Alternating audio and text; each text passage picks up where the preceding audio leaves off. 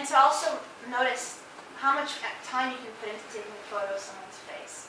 So 3 hours after the 3 hours of lecturing, I was done, I caught my breath, I gave them their first assignment, and I spent that whole weekend worried that nothing I said made any sense. What if they come back? You know, what are we going to do? And they totally blew me away, as you can see this, from the photography that's outside. So I would structure the assignments based on whatever was discussed in class that day. And they were not necessarily technical assignments, like I want you to use this aperture or this film speed. It was more so, go and take a really good portrait of someone. Go and take 10 pictures that show me one day in your life to learn how to tell a story with pictures. Go and take photos of landscapes. Go and take photos that show off good color, that create geometric shapes. And they would. So I was really, really, really happy with the work they were bringing in. So the cameras that we used, three of the cameras were donated by people here from LA. One from Professor Agora, and the other two from a family friend. And the ones on the top of the screen are, I think, maybe 2 megapixels. And the Olympus camera doesn't even use a modern day SD card.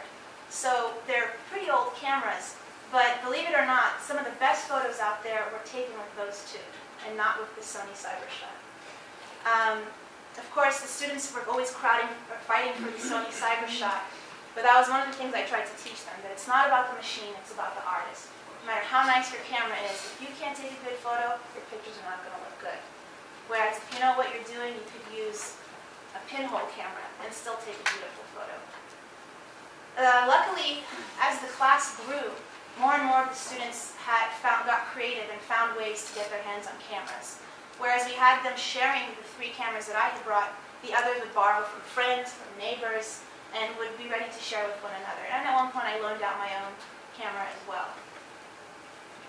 So a typical class day after that first intense lecture session would entail having all the students bring in their photos, load them onto my laptop, and then present their photos to the rest of the class, explaining what message they were trying to convey with their pictures, what techniques they were trying to use, and then they would ask for critiques from the other classmates. So by having a back and forth exchange in that way, the students were constantly learning, not only from their own mistakes and successes, but from those of their classmates. And here you can see more photos of the students presenting their work. And it was all on that little 13-inch screen. We made it work. At the end of the class, it was a 3-week course. I had each student write an artist's biography and an artist's statement. And all of them are up on the wall outside. I wanted the students to be able to potentially send their work as a portfolio to either an organization in Rwanda or even an international organization. So at the end of the 3-week class session, each student walked home with a CD that had all their photos on it and a PDF of their biography and statement. And I taught them how to upload pictures online, how to create a Flickr profile, and how to participate in contests. So I'm hoping that they'll be able to use those. And as Professor Agora said, I've heard back from many of them, and they are continuing to take pictures. It's hard when you've got, a job and a family to work with or to take care of, but they're trying hard. So at the end of the 3-week session, we had a big exhibition in a conveniently empty hall in the next neighborhood that Sergei helped us get a hold of. It's at a Christian youth center. And I did my best to mimic all the museum exhibitions I ever visited and printed their photos at the local Kinko's type establishment. And it was just beautiful to see all my students grabbing their friends by their hands and showing them their pictures and pointing out what they were going for, and just even calling to people from the street to come in and take a look at the photos. So it was a really nice community feel. Here you can see we even had some other foreigners, I think were also from the United States. I think the woman in the bottom right-hand corner was from Australia, who happened to be there and came in to take a look at the photos. And you can see Isaiah in the upper right-hand corner energetically explaining what his pictures are all about. And at the end of the show, everyone got to take the printouts and their statements home. So like I said, we weren't just learning from each other, we became good friends.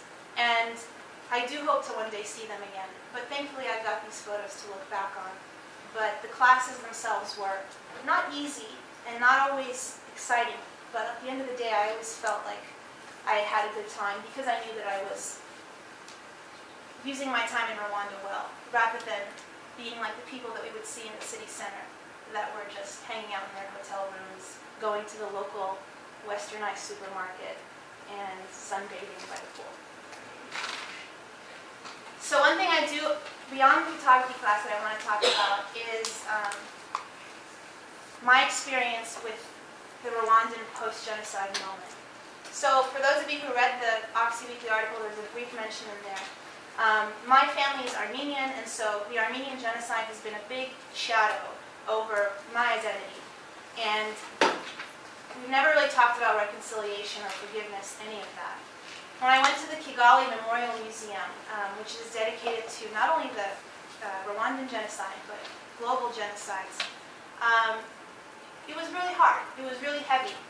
And there were contemplation gardens outside that were meant for people to walk through and think about what had happened. And you think, oh, it's so nice here.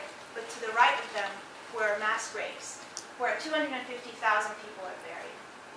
It's very heavy. It's a very... You'd think, like, how could they ever recover from this? And lo and behold, 2010 in Rwanda, people are living side by side.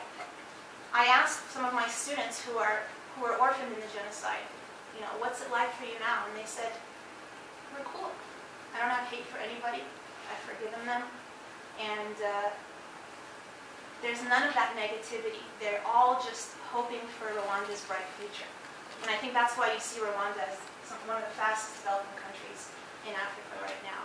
That was something that I really admired in them, that they found the strength for the sake of the next generation to work out their differences and just continue living together. So here are some portraits of my students, and the bottom two are of people from our neighborhood. I hope you can see the light in their eyes, how happy they look, and how much they love their country. And if you have a chance to read their statements outside, you'll see them articulated in words. So I miss them greatly, and I'm so glad that I was able to meet them. And one thing I want to say that I forgot to mention is that I don't think I would have known how to interact with my students or how to teach them if it wasn't for my experiences as an Oxy student. In fact, a lot of stuff I did as a teacher for the first time, I modeled after my own professors. Even some of the lesson plans, I would mimic what I had learned, or types of classes that I had taken here, particularly in the film department. And I think Julia and Nelson can speak to that as well when it's their turn to talk. So I think we owe a lot to, the three of us owe a lot to AHBA and EWA and Oxy in general, because I don't necessarily think that any American our age could have gone to Rwanda and come out feeling as happy as we did. So that's it for my part.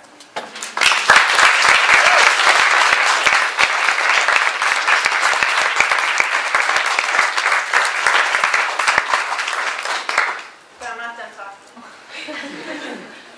So, as Professor Hebert said, the girls that were in Rwanda before the three of us, Amy, Steffi, and Sky, are currently in New York doing the UN program.